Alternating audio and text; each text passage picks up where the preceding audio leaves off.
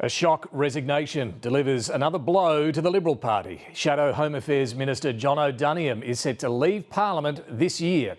It comes as the coalition continues to feel the pressure from One Nation. And Pauline Hanson broadens her attack, now going after Labor too.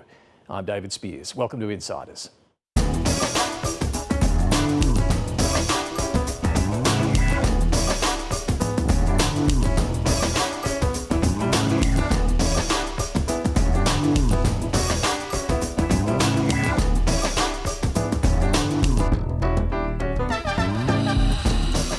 John O'Daniam is widely considered one of the Liberal Party's strongest performers. This morning, the Shadow Home Affairs Minister has confirmed he's quitting and will leave Parliament later this year.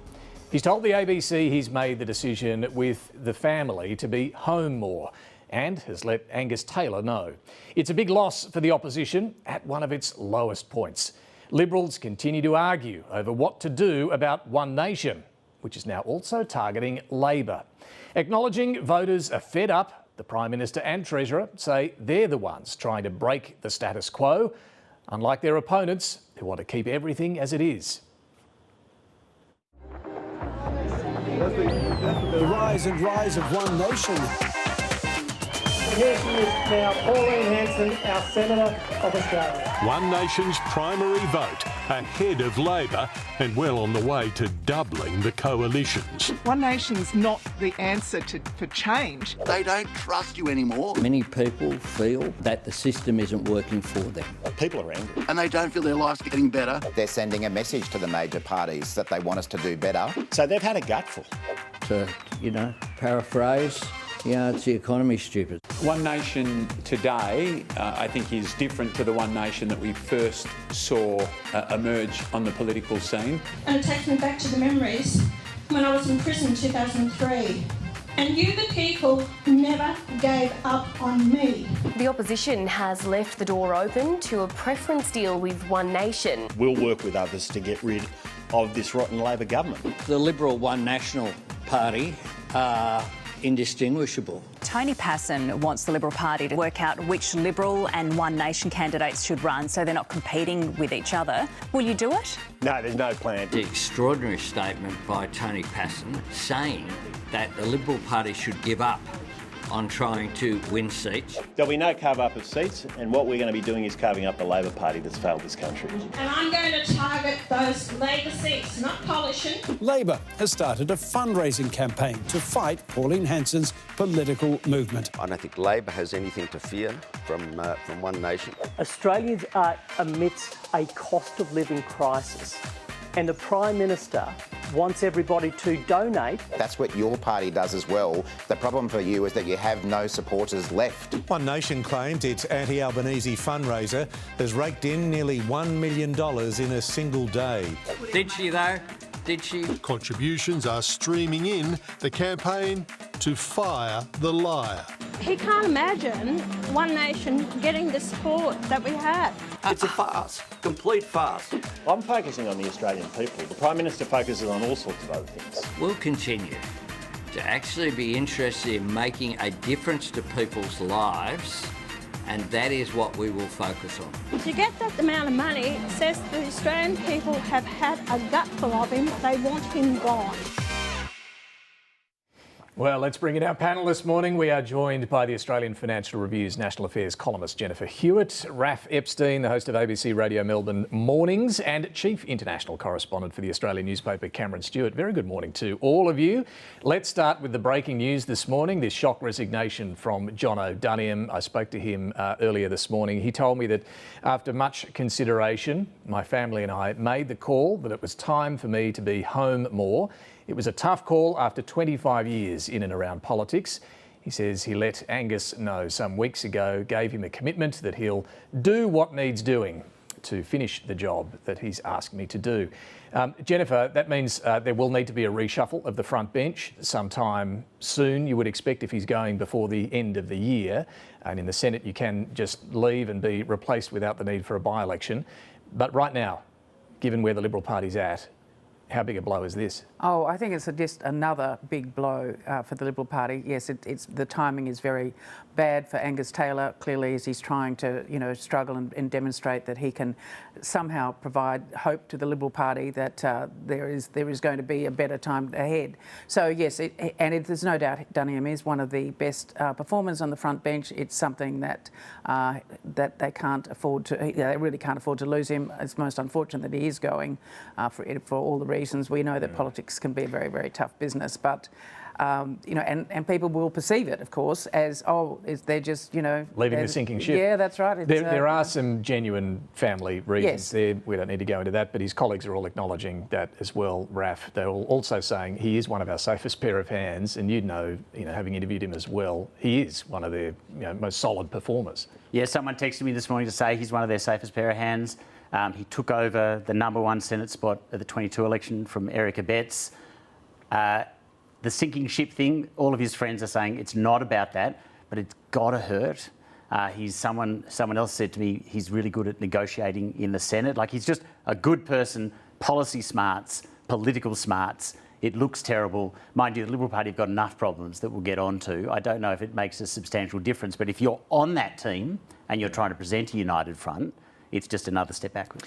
Let's talk about the broader problems that the Liberal Party's got, and that is One Nation, of course. But Cam, we also saw, and we saw it there in that piece, One Nation, the story really turning from just what's happening on the coalition side to the One Nation Labor contest now as well. Yeah, we saw really a whiff of panic, I think, from both parties this week over the polls. Really, both parties not knowing how to actually respond. We had, from the Labor side, as you say, they started their attack. Jim Chalmers saying, Pauline Hanson's divisive. But we had former Treasurer Wayne Swan saying Labor Party should speak like the working man and woman. So he was suggesting that they change their vernacular.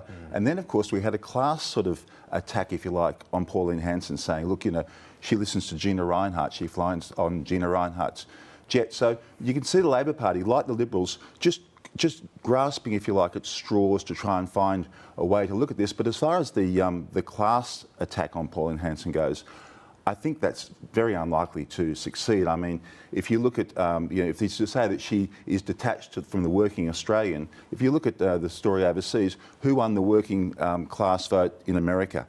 A billionaire who builds skyscrapers, who turns up to rallies on a plane with Trump written on it. And who won the working class vote in Britain? Nigel Farage, a multi-millionaire. So I'm not sure that angle will work. Not to mention Donald Trump is a billionaire and at least historically has been able to win support from the battlers. On the way One Nation RAF has responded to Labor, it's that fundraising drive, fire the liar. Now we know that word liar, Labor used a devastating effect against Scott Morrison, the liar from the Shire, they called him. It is a word that, if it sticks, can be really damaging. What do you make of how One Nation is now going to use this against Anthony Albanese? I don't want to keep repeating the phrase, but I have to. So fire the liar, first of all, is a Peter Credlin line, and One Nation admit that. It's incredibly powerful. The three-word phrase is not just being used by One Nation. I actually asked a colleague to do a media monitoring search. In the 3 days, Wednesday, Thursday, Friday, it was used more than 1,800 times. TV, radio, online. Now, can anyone on this couch remember the words on Labor's fundraiser? There were 2 3-word slogans. Can anyone remember?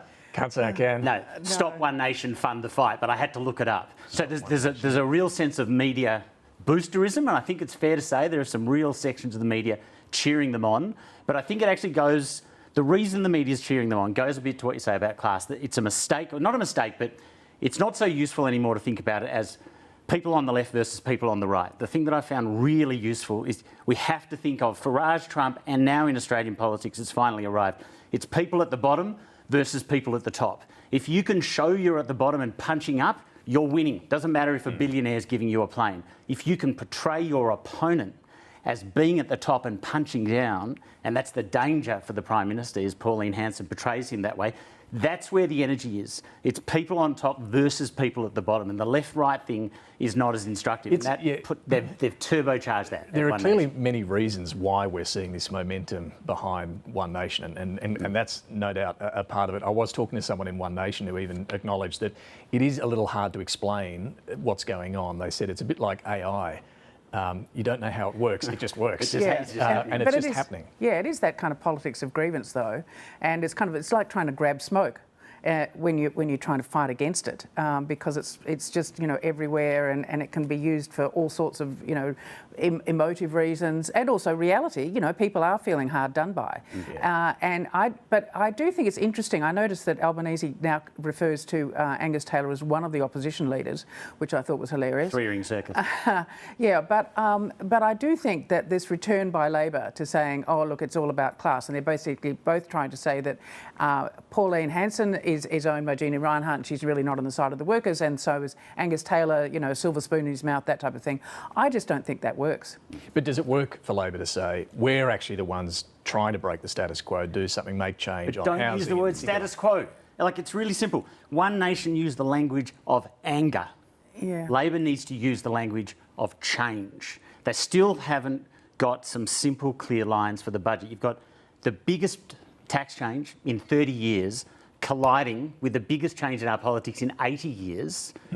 Where are there simple... We are something like, and they use this in Britain, we are punishing you for every dollar you earn in overtime and giving you a free ride for every dollar that you just hold on to. That clear language is missing. And just quickly on the Liberal side, that Tony Passon suggestion in your newspaper, Cam, about a carve-up where the Liberals wouldn't run in some seats. It was shot down very quickly by Angus Taylor, but does this talk to some panic still about what to do? Absolutely, and then we had Angus Taylor and Tony Abbott flirting with the concept of preference deals down the track. I thought the voice of reason from the Liberals this week was Senator James Patterson, who said, look, you can't make any decision now. It's far too early. 2 years out. But also he said, you've got to make sure who the candidates are, because it's true, one nation candidates can be like the bar scene from Star Wars. You never quite know what you're going to get, and so they do have to kind of watch that very carefully, and there's no need to make a decision now. So I think that will be their strategy going forward.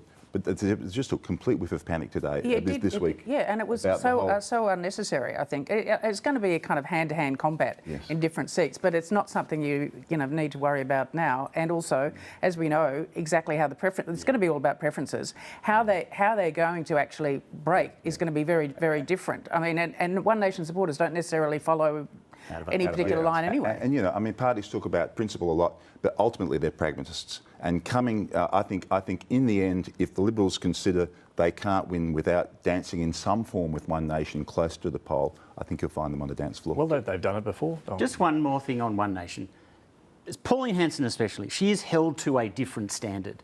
There is no way on earth. But that's like populists in general. Well, it is, but it's up. So she can say what she likes, but it's up to us and it's up to other politicians whether or not we grade people differently. She could never say, "Show me the good Jews." Yes, right? but she could not say. She could not say, "Jews are slowly taking control of Britain and France." She says that about Muslims. So we are the people in the media who mark her on a different standard. Well, that matters. And the Liberal Party, actually, I think people. The Liberal Party mark on a different standard I as think well. people mark on a different standard, the same way that Trump can get away with saying things that no other politician could. I actually don't think the media are nearly as important as you suggest. I think it's what people respond to. Is that a problem, though? Well, it may be a problem, but that's the reality. And you don't think there's a role for the media? So it's not our job to...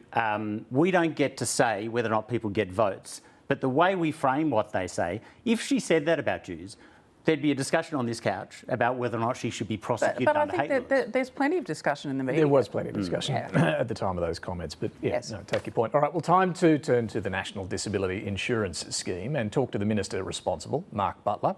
First, some of the evidence at the 3-day inquiry during the week into the government's plan to rein in the NDIS. When disabled people die as a direct result of this bill, and they will, their blood will be on your hands. It will push people back towards systems that have already failed our community.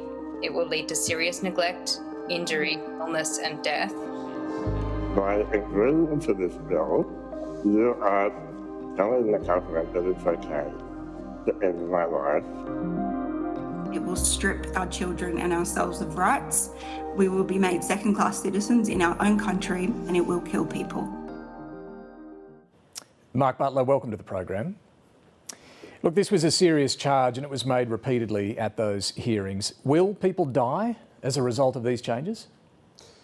No, they won't, David. The NDIS is probably the most significant social reform this country's made since Medicare in the 80s. It's transformed the lives of hundreds of thousands of Australians for the better, and I completely understand why they're desperately concerned to hang on to that reform. I'm desperately concerned to do that as well. But the truth is the NDIS has got way off track. It's grown far too big, it costs too much, and it's become a honeypot for shonks and rorters, and that's why I've laid out this comprehensive plan, much of which reflects discussions that have been ongoing since the NDIS review was delivered 3 years ago now, to secure its future for people like those who are giving evidence to the Senate inquiry. But I want to reassure them this will still be the biggest social program Australia has outside the age pension. It will grow every year, way bigger than Medicare, and it will remain the centrepiece of the most comprehensive suite of supports you will find anywhere in the world for people with disability, anywhere in Europe, anywhere in North America. Well, let's go through some of the specific concerns that were raised, particularly on that safety issue. Under your bill, participants must exhaust all appropriate treatments before they can access the NDIS. Will some people then have to try riskier treatments, whether it's psychotropic drugs, menstrual suppressants, before they're allowed onto the NDIS? No, we'll take a very common sense approach to all this. I mean, the point of principle is that the NDIS was never intended to replace entirely health systems, rehabilitation systems and the like. It was set up for people with significant and permanent disability, but we've been very clear in our evidence and in the explanatory memorandum that we would only expect people to take, avail themselves of reasonable systems of support. For example, so who makes that decision on whether someone has engaged in all appropriate treatments? Who decides whether they have or they haven't? Yeah, well, that will be the subject of further negotiation and advice in the months going forward. I've said, for example, now what your plan is there, or you haven't worked that out?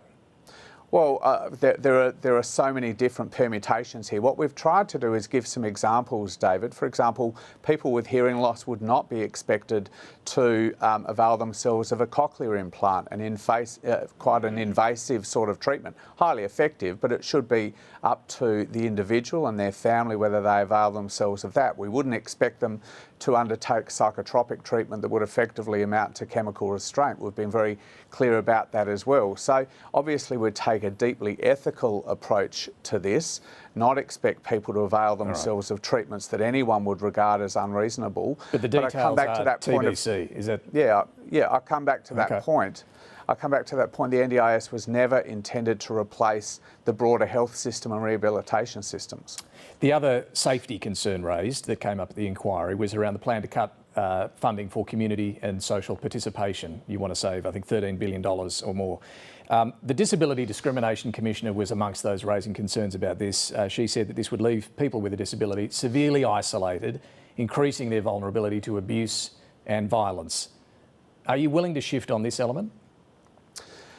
No, we're focused on this as a really important way to control costs, but also deliver better supports for people engaging in social activity. What it's allowed us to do, importantly, given some of the evidence that you played in your introduction, is to secure core supports. So in no way will the core supports people rely upon in accommodation, in their activities of daily living like showering, meals preparation, hygiene, continence, all those sorts of things, transport, the community participation will be cut. The social activity budgets will be pared back to where it was in 2025. We've seen it grow enormously in the last 5 years. It's grown from $4 billion to $12 billion in just 5 years. It costs now just social activity the same as the PBS. We've got to constrain that growth. It will still be a very, very substantial budget for people. But will less community participation mean more isolation? This was the point that the Disability Commissioner raised.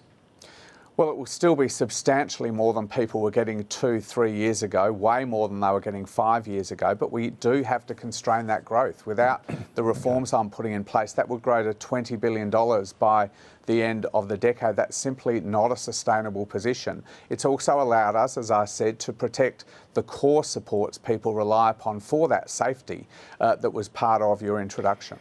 Look, the states and territories made a joint submission to the inquiry, raising a number of serious concerns. They said that what you're doing is inconsistent with commitments by all governments at National Cabinet in January, and that the significant projected participant exits by 2031 are not accompanied by clearly defined alternative supports. On that first point, the states didn't sign up to cutting the growth rate of the NDIS down to 2%, did they? Well, the state agreements that the premiers, not the disability ministers, the premiers and chief ministers signed are very clear. First of all, to return the NDIS to its original purpose of supporting people with significant permanent disability. The eligibility changes we make in this bill does that. Secondly, to get it back to 5% growth going forward. You're right that the growth will be less than that in the forward estimates the first 4 years, but that's because we have to reset the scheme to get it on a path for that sustainable growth that you see in systems like Medicare. And as to the system of supports outside the scheme, we've been talking with states about this for 3 years now. There is $10 billion allocated collectively by governments. That decision was made way back in 2023. And of course, we've got to get on with that job. That's what I want to do with disability ministers, rather than continuing to receive submissions like that. We've got a lot of work to do in the next 18 months before those new eligibility rules start to take effect. They'll then roll out through reassessments over the following 3 years. So it's a fairly long period of time to shift to this new scheme, but I accept we've got a lot of work to do in that time. A lot of work to do, and from what the states are saying, they're not ready. What they're recommending, the states and territories, is that you specifically align the development of those foundational supports to the winding back of the NDIS, so that the two are linked. Will you agree to that alignment? Well, the Prime Minister and I have said we're not going to let people fall between two stools. We're not going to make changes that leave people without supports, but I'm also not going to raise the white flag on those timeframes now. I want the disability ministers to get on with the job with the Commonwealth of designing those foundational supports. But if they're not ready, is what you're saying this morning, that you'll slow down the cuts to the NDIS if those state supports aren't ready? The Prime Minister and I have said that since I announced the plan 8 weeks ago here. Of course, we're not going to leave people without support, but equally, I'm not going to make that surrender now. We've got to get on with the job. We've got to get this scheme back on track and look to the Thriving Kids arrangements that you're familiar with, David, for the arrangements for kids under 9. States are getting busy with setting up those plans. They've published their plans in the most part. They're starting to scale up systems of support for families and children under 9 in locations families would be very comfortable and familiar with, child and parent centres, playgroups. There will be targeted supports. All of that now is able to be seen online. So, you know, I think there's a bit of posturing going on through this process. I think from states, who's territories, posturing? and who's doing the from posturing? state ministers. I'll be clear about that. I think that submission was an extraordinary submission, given the clear commitments that premiers signed on to a few months ago, in exchange for which the Commonwealth has made available $25 billion in additional funding to hospitals. So you think they're just trying to squeeze more money out of you? Is that the bottom line? I don't know what they're trying to do. You have to ask them that. But this was a package deal, and I think the community now expects all governments to get on with the job of delivering it. Better hospital services and an NDIS that is secured for the long term. And what about those in the disability sector we heard from at the hearing during the week? Do you think they're also putting it on? No, I've been clear since I announced this plan that these are big changes and they will be very confronting for people. I remember life in the disability sector before the NDIS as well. The transformation, as I said, has been profound and long overdue, and I understand why people want to hang on to it desperately, but I also want to give them an assurance. As I said, this will be a program that grows. It's the most comprehensive system of supports on the planet for people with disability, and most of the work to implement the plan that I announced 8 weeks ago doesn't happen when the bill's passed, but happens over coming months. And of course we will do that in close consultation with the disability sector as well as with states. So, listening to you this morning, it doesn't sound like you are willing to make any significant changes to what you've put forward in this legislation. Is that correct? Look, the direction of travel, I think, is an important one for us to follow through. This largely reflects reviews and insights that we've gathered over the last 3 years since that independent review was done of the NDIS in 2023 and endorsed by all governments at National Cabinet later that year. I'm utterly convinced this is the right plan for the NDIS and the hundreds of thousands of people that it supports. And nothing you've heard at the hearings over the last week have changed your view? Well, I'm not saying that there won't be any change. We've heard some ideas from the crossbench in the debate in the House of Representatives. I've certainly very much heard that people want greater reassurance about what won't change because of the reforms that we're putting in place. So I'm certainly not saying that we're not looking at things constructively. I'm looking forward to the report being delivered, as I've said over the last few days while the hearings have been underway. But the direction of travel, the need to make big changes that secure this incredibly important social program for the future, I'm convinced is the right direction of travel. So no big change, but you are open to some adjustment. Can you give us a sense of what you've heard that you might have to rethink? No, I don't want to preempt the report that's due to be delivered on Tuesday, David. I really don't. I want to give the Senate the respect that the inquiry deserves. It was a comprehensive set of evidence that they took over those few days. We've had hundreds of submissions that I imagine they're working over the weekend to collate and develop into a report.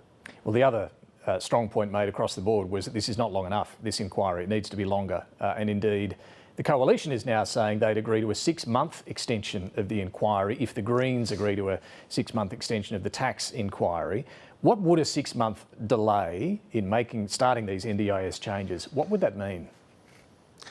Well, it would be 6 months more without the reform that the scheme needs. 6 months more of, frankly, people receiving services that aren't as good as they should be, because a lot of the reforms that we're putting in place are to improve the quality of supports and services, to improve arrangements around integrity and fighting fraud. It would also, though, mean billions of dollars in the budget. $17 billion would be lost with a 12-month delay. You don't have to be a Rhodes Scholar to work out what a 6-month delay $8 or $9 billion cost. $8 or $9 billion cost? I don't have the precise figure. It's not exactly 50% of the 12-month figure, but it will run to billions and billions of dollars. And I've not heard Angus Taylor make an argument why this inquiry has not been long enough in and of itself. He's simply trying to use this as a pawn in a bigger chess game that he's seeking to play about other areas of the budget. He should focus, I think, on what the best thing is for NDIS reform. He made some very constructive remarks in his budget reply speech about this. Melissa McIntosh, the Shadow Minister, has been very constructive to engage with as well. So, I'd caution them about using what is a really important reform process as a pawn in a bigger game. Just on some other issues, Mark Butler, the rise of One Nation. How damaging is this Fire the Liar campaign? Oh, look, I think these campaigns come and they go. We've all run them, all political parties. We get a bit of online fundraising. We do a whole lot of social media. As I think Raf was saying in the introduction, there's been a whole lot of free media boosting of this as well. So, it will come and it will go. I think the broader question here, I think, is how we manage the fact that the community is really hurting. People have just experienced wave after wave of pressure on their household budgets, on their sense of security going forward for themselves and for their kids. We had the pandemic, we had the war in Ukraine, which spiked inflation around the world. And most recently, we've seen that happen again in the war in Iran. And we get that people are understandably sick of it. They just want some relief. Have you personally spoken to anyone about why they're supporting One Nation? Well, I think it's pretty clear they're sick of the status quo. But look, I think our job as government Have you had any conversations with anyone about this? Sure, people are engaging with my office. They're engaging with me about this. This is not a new dynamic. It might have a slightly new face, but this is not a new dynamic in Australian politics.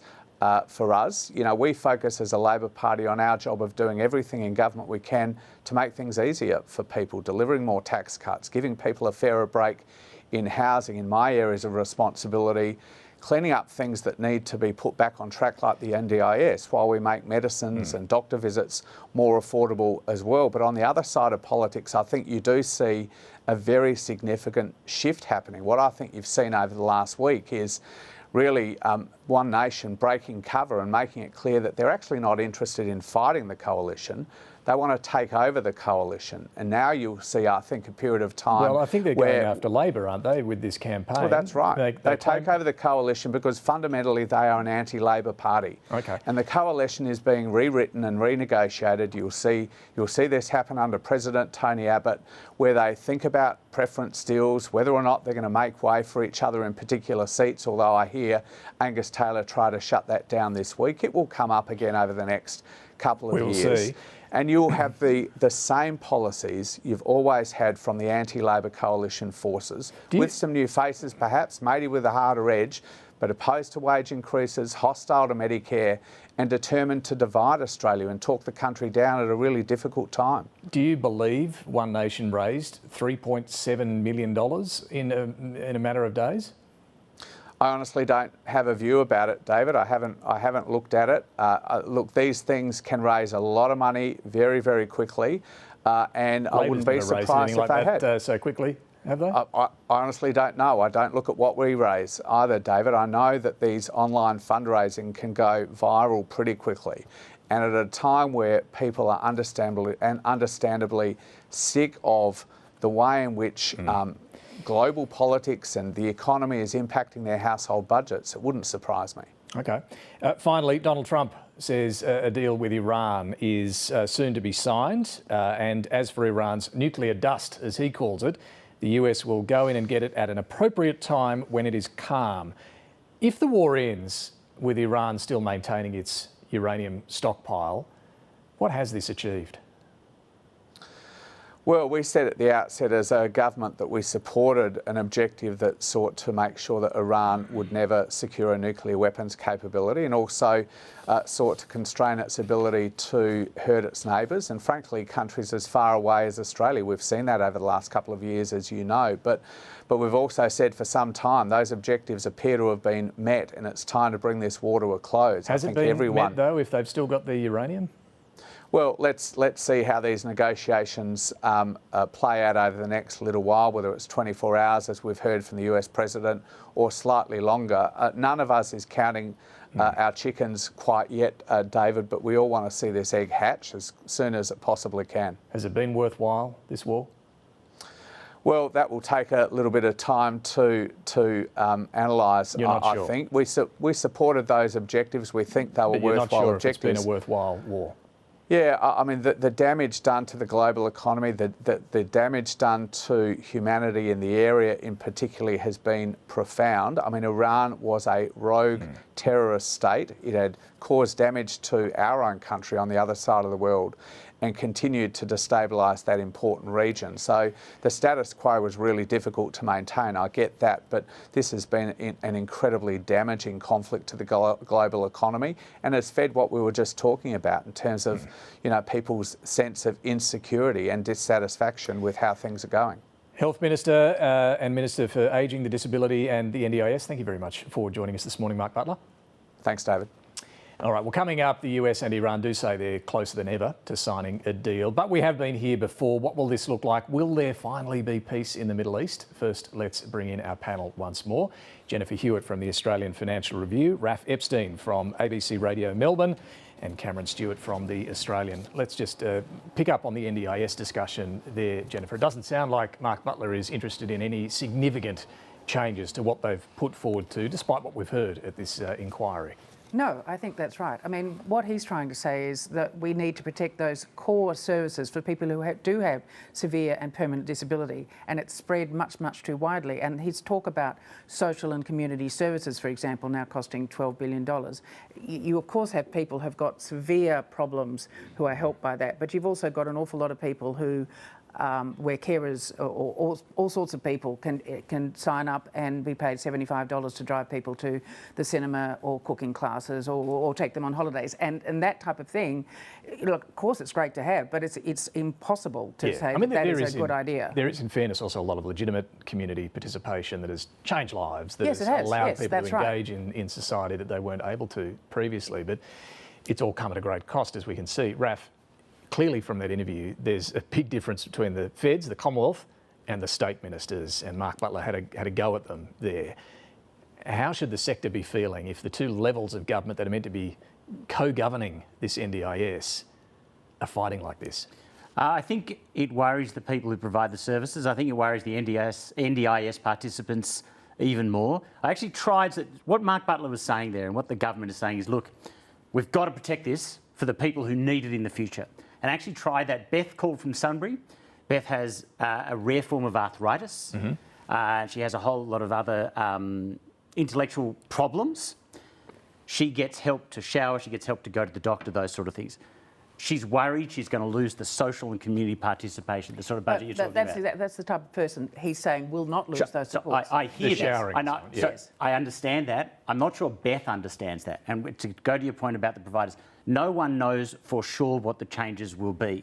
And when I said to Beth, well, hold on, this is all about making sure that people like you in the future will be okay, she's like, yeah, but I'm the Beth that's here now and I'm suffering. So it's normal for the states and the feds to have that fight. The people in the system are still terrified that they won't get what they really need to sort of be out and about in the community. And I think on top of that, to go to the people at the top versus people at the bottom, if you cut older people's private health insurance and it sounds like you're cutting people's NDIS, a lot of voters just see that, hear that, and they go, oh, hang on, you're not taxing the gas companies, you're doing that. It is another reason for people to vote One Nation. And Mark Butler sounds like he's not for the turning. It sounds to me like he's very concerned about opening a Pandora's box. If you start to get more consultation, more delays, etc., it means the cuts don't come earlier. Of course, the cuts to NDIS are structurally important to Labor's future budget strategy.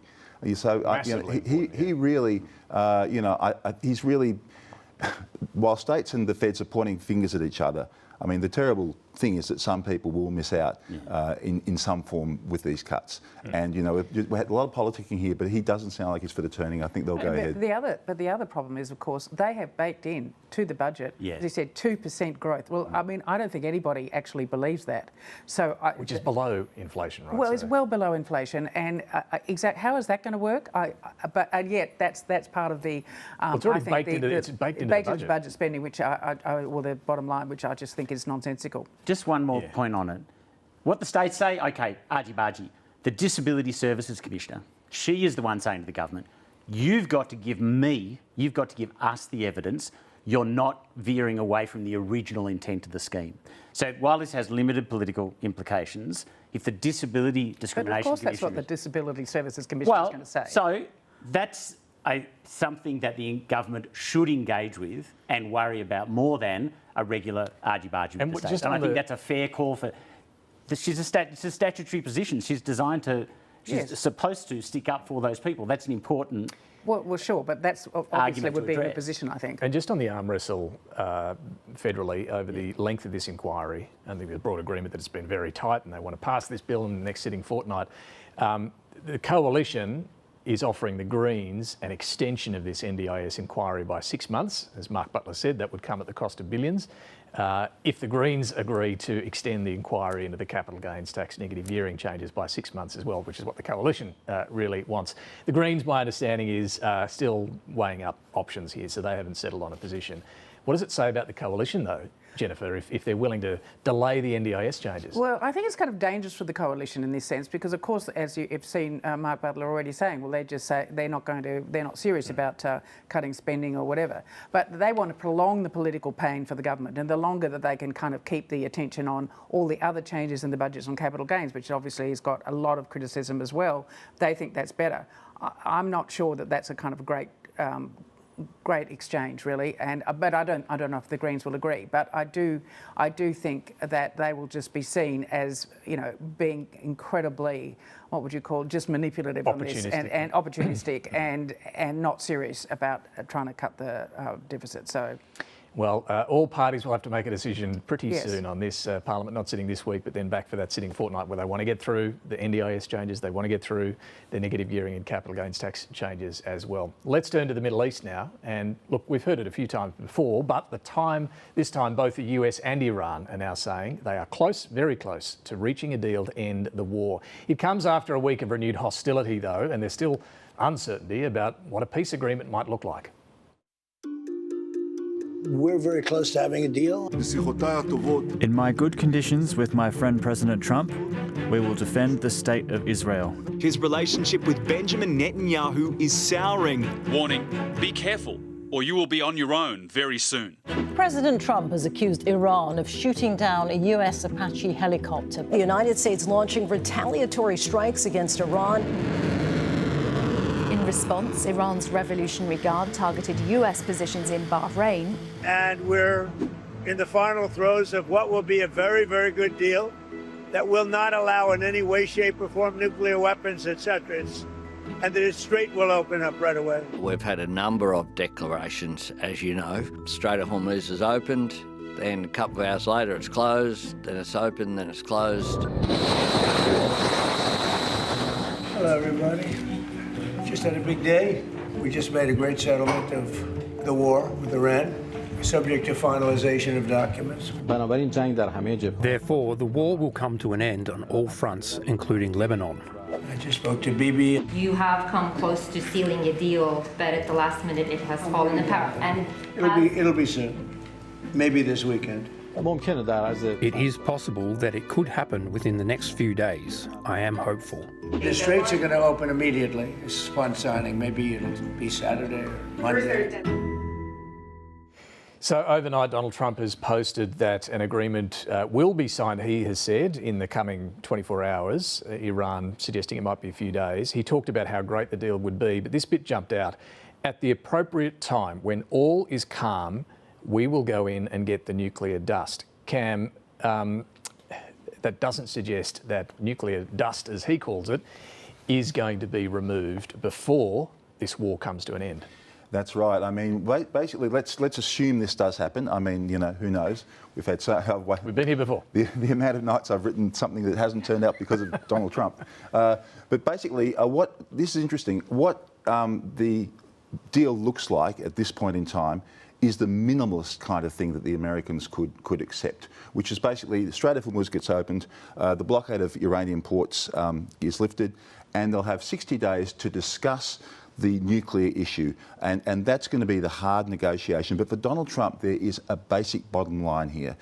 He has to get a better deal on the nuclear issue than did Barack Obama in 2015 in that nuclear deal, because Trump bagged that deal mercilessly and in fact pulled the United States out of it. So that is his only measure of success here. He's already lost so much credibility in the US for the war because his ambitions have shrunk by the week, literally. But if he doesn't get that, he will be, what do you think, widely panned. Will he get a better nuclear deal than Obama? I think it'd be very, very marginal at best. Firstly, they have to get rid of the Iranians have to agree to get rid of the highly enriched uranium that they have. That's the key thing. And also, what will the moratorium, if any, be on their enrichment program? The Americans are looking at about 15 years. The Iranians don't want that much. So, you know, that's the argy-bargy there. Who's going to get that enriched uranium? How are they going to actually safely remove it as well? There's so much that remains to be negotiated still. So, in a way, while this is sort of going to be touted as a big peace agreement, there really is no agreement beyond opening the Strait of Hormuz, which was open before the conflict anyway. Well, yeah, reopening it would be a great thing for the global economy, and Australia would certainly celebrate watching some oil ships go through. But if the whole point of the war, Raf, was to, in part, deal with Iran's nuclear threat, I mean, you heard it from Mark Butler there. Has this really been worthwhile? He can't say. Well, firstly, Trump's already failed, right? More enriched uranium under Trump than under Obama, right? Under Obama, some of the stuff gets shipped off to Russia. So further down the enrichment process under Trump than under Obama. On top of that, a lot of the world thought Iran had one thing to threaten America and Israel with, right? The nuclear weapon. Now it turns out Iran's got two weapons. Trump's handed them the proof that Iran can inflict global pain around the world. So farmers in Indonesia aren't eating. Farmers in Australia are paying double the price of fertiliser, something One Nation never points out when they talk about Donald Trump. Trump and Netanyahu have handed Iran this whole extra way of exerting real pain. On top of that, we were promised regime change, and they've changed the regime, right? They're not theocratic. It's a military regime, more willing to kill its own people, more willing to take risks, and more willing to exert global pain. He's just trying to get out of that. Like, that is not a success. He is trying to get out of this. One of the other sticking points, I assume, Jen, will be Israel and whether it will have any limitations put on it as to how it can pursue Hezbollah in Lebanon. Now, Netanyahu won't want any limitations there. Iran will want limitations as part of this deal. How is that resolved? Well, exactly. I don't think it is going to be resolved. And I think the Netanyahu government has made it pretty clear that as far as it's concerned, its ability to strike at Hezbollah whenever it feels threatened, which is all the time, will not be restrained at all. So there'll be, no doubt, the odd angry phone call between Trump and Netanyahu. But, I mean, as we've seen, what difference does that make? How do you think Netanyahu, Raf, would be feeling about the prospects of a deal to end this war? Well, I don't want to look inside the mind of a world leader, but Israel's about to go into an election campaign.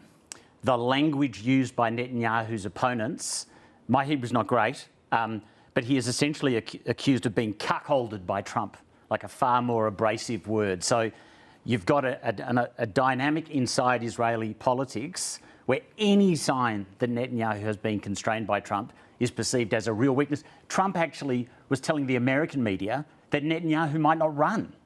So, if he's throwing those bombs into the rhetorical bombs into the Israeli political scene, wow. That makes, so even if the strait opens, that makes the ability to get to something like a cessation of violence very, very difficult. And keep in mind, 3,700 people at last count have been killed in Lebanon. During Israel's invasion in the 80s, the death toll was about 3 or 4 times. That is a hell of a lot of dead people, and about half of the people who've moved in Lebanon won't have a home to go back to. Half of that 1 million people. The election is not in October, so yeah. I think the prospects of things heating up is actually and this higher. could be a real sticking point, because I think Trump can restrain Netanyahu for a little while, but he can't restrain him, full time.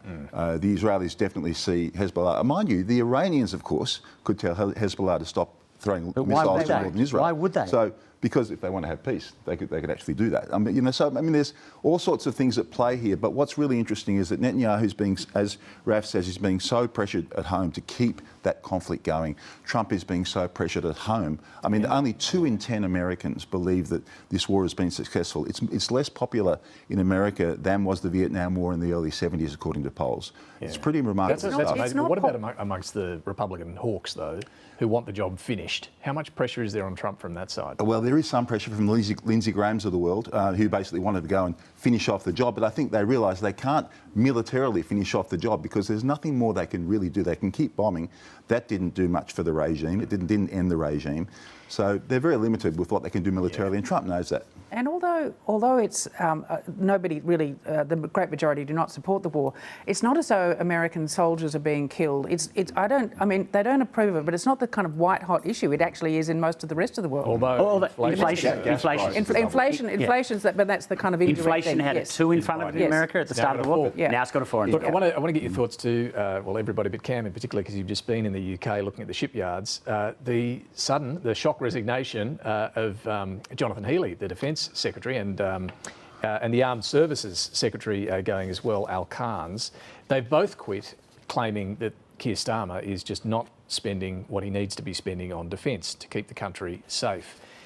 This puts all sorts of pressure on Keir Starmer. It's being called the breaking point. He won't last much longer after this resignation. But it also came at an awkward time for Australia. Richard Marles was there at the time. He was meant to be holding an event with Healey in a couple of hours. That had to be cancelled. Being stood up, though, might be the least of Australia's problems. What does this mean for AUKUS? Look, it's a problem. The British side, everyone's been focusing on the US side of AUKUS, Donald Trump, US Virginia-class submarines, etc. The British side, of course, where the Brits and the Australians co-build a submarine in the late 2030s, is the really main game. And the British industrial submarine industry is absolutely moribund. It needs so much investment, and as does a lot of the British Armed Forces, and that's what Healey has resigned over. He said that Starmer is not investing enough in Britain for their own defences. That includes the submarine arm. So look, it's not good news for AUKUS. There was a parliamentary report recently in Britain that said that AUKUS, that said that there needs to be greater political leadership from the British government to support AUKUS. Now, if Keir Starmer goes, which he probably will by the end of the year, his replacement will be the 5th Prime Minister to preside over AUKUS. This is not good for AUKUS. It doesn't derail it. I mean, it's a decades-long project, okay, but it absolutely is not healthy. The British side of AUKUS is not healthy at the moment. And Andy Burnham is expected to be the replacement for Keir Starmer should he win. I think it's Thursday or Friday this week, the Makerfield by-election there. But is it clear at all whether he would increase defence spending? Is that...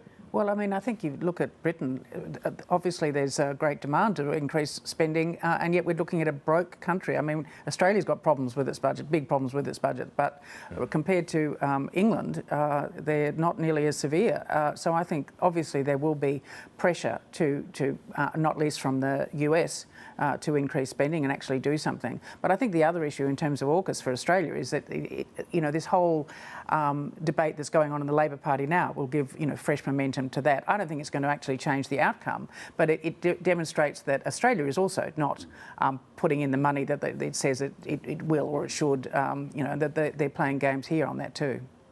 Burnham's criticised, just from all my English politics podcast consumption, of which I listen to way too many.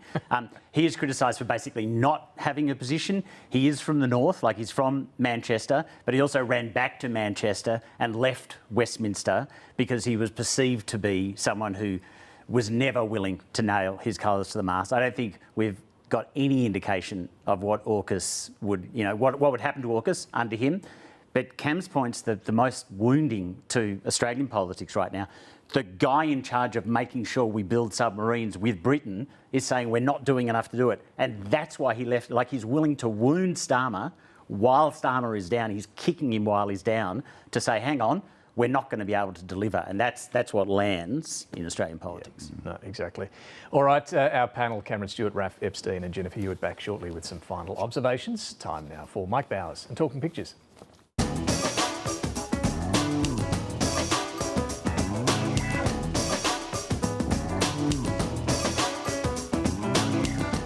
I'm Mike Bowers and I'm photographer at large for the New Daily. I'm talking pictures this morning with comedian, radio host and podcast host Michael Hing.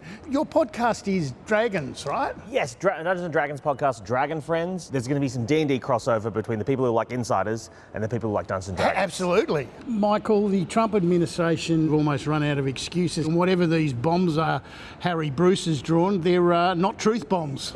Yes, but Donald Trump remains committed to telling us all that he's very close to a deal. That's more important than anything. I am very close to closing a deal to bring this war to an end. These are tweet-seeking missiles, I think. I loved this. David Rowe always channels the classics. Yeah, it's narcissists who can't quite see how disgustingly fleshy he is. And in the background here, we've got everything from ICE to Gaza to Fox News and the Iran affair, which is quite a number of things. There's a lot going on behind there, isn't it? Also, the newly revamped Trump reflection pool that has had some controversy in the state. Deceptively hard-hitting cartoon from Megan Herbert. The unconditional surrender bomb, negotiation bomb, self-defence bomb, civilization-ending bomb. Fragile ceasefire bomb, the war-ending bomb, just the beginning bomb, and finally the until nothing's left bomb. I mean, at the end of the day, obviously a bomb is just a bomb, If you're blowing things up, they're going to be blown up. Yeah, One Nation is flying high at the moment, and it's not just on Gina's plane. I loved this Matt Golding cartoon. All roads lead to Canberra. He's got the signpost here, burn it down, had a gutful, grievance, nostalgia, protest, racism. Populism, homeless Liberal voters, anti-establishment and pollsters. Will Pauline be our new Prime Minister? Stay tuned, Michael. Lovely David Rowe, who's got Tony Abbott, this way, Angus, through the forest of redhead matches. I feel like this is indicative of the sort of tinderbox that we're all living in right now. Yeah. That obviously the whole thing can go up. The first people burnt will be the Liberal Party. It's truly fascinating that this is a tectonic shift in Australian politics. And Harry Bruce again from the Townsville Bulletin. With any luck, the voters won't be able to tell the difference. People say politicians are always chopping and changing. Pauline's been the same with her hair for 30 years. Yeah. Mirror, mirror on the wall, who's the most conservative of them all? Also really funny that Tony Abbott in this is depicted wearing Speedos and a tie. The tie almost accentuates how nude he is, if that makes sense. Lovely Brett Lethbridge. Tony Abbott preparing Angus here for the fight, and the fight left v right with Pauline v Anthony Albanese. Hang on, aren't I supposed to be the mandatory challenger? The punters want someone punchier. Michael, who will be jumping off the top rope with a chair? I would pay to see any of them do it. Beautiful Peter Brolman. Ordinary Australians are being crushed by the cost of living crisis. Take me, for example, as she's buried under the donations. I think it's great that we're getting back to Scrooge McDuck imagery, you know? She's diving into the pool of money. There's so much money. Rolling around in it. And also, I think it's great that One Nation are looking towards a cash economy, you know? Lovely Warren Brown, who's got the poor old taxpayer here being racked out, and the Prime Minister here rattling the can. And while we're at it, I don't suppose you could chip in $27 for Labor's fight against One Nation. A lovely Dean Alston cartoon has got the voters, "You're leaving me for Pauline Hanson. Is it economic pressure or cost of living stress?" No, it's you. It's not me, it's you. No, it's you. No, it's you. It's you. Everyone's telling you it's you. Interesting to see the way that the government has to react to this. Like any of us, if you're broken up with, the thing to do is sit in your room and play sad music really loudly. You can eat ice cream. The fight against motor neurone disease with the Big Freeze 12 happened over the week, and it was Sam Mostyn being all in. This is Aussie pride. Our Governor-General going down an ice luge, it seems. Yeah, Mostyn all in. We're right behind this. Mark Knight beautifully picked up on the recent death of Neil Danaher, the first big freeze without Neil here. Who says I'm not here? Yeah, who says I'm not here? David MacArthur from the Hobart Mercury. The Angel Gabriel here has got the two Halo, one for Neil Danaher and one for Richard Scolyer. We gave it a crack, says Neil. We certainly did. It's just beautiful. It's a lovely cartoon. Michael, thank you very much for unpicking events this week. I'll let you do the honours. Back to you, Spizzy. Thank you, Michael, and thank you, Mike. Let's get some final observations. Cam. This week we saw a fascinating power play, David, between the three best-known autocrats in the world, North Korea's Kim Jong-un and Xi Jinping in China, Vladimir Putin in Russia. China has always seen North Korea very much as a little brother. 90% of trade from North Korea goes to China. It likes North Korea to stay in its lane. Kim Jong-un's been reaching out to Vladimir Putin lately, giving him troops who'll be actually fighting and dying on the Ukrainian border, weapons in return for a whole bunch of cash to make his impoverished nation a little less impoverished.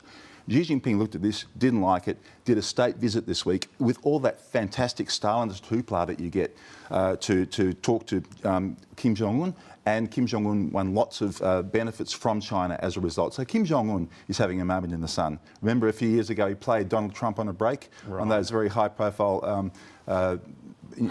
summits. Yeah. Well, now he's playing off Russia against China. And really interesting, and he's doing quite well. So while he's a ratbag, he should not be admired. He's certainly no fool. He knows how to squeeze a good outcome. All right, Raf.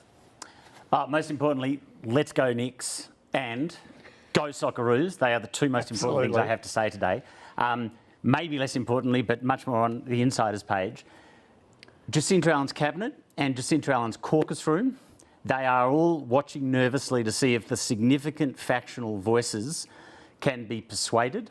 There are a couple of polls coming very soon. There are federal Labor people who believe, I don't know if it's true, but they believe that Labor's internal polling is already in the teens in Victoria. Jeez. They believe that. I don't know if that is true. People inside her government are watching to see if the factional leaders could be persuaded to go and tap her on the shoulder and ask her for a smooth succession.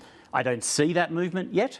And despite everything, I have no one's ever said to me, Jacinta Allen is willing to go quietly. And if she's not willing to go quietly, she won't go. And just to remind people interstate, we're in June. Your election in Victoria is 5 months. In November. Yeah. And there's this leadership 5 months to caretaker, and they are running third. State Labor's running third in the polls. Jennifer.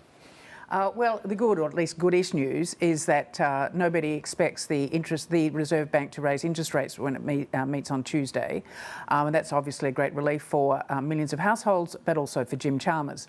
The bad news is one of the reasons they're not going to expect it to raise rates is that the economy is actually weakening really, really quite fast and badly, and that is going to be extremely painful for everyone.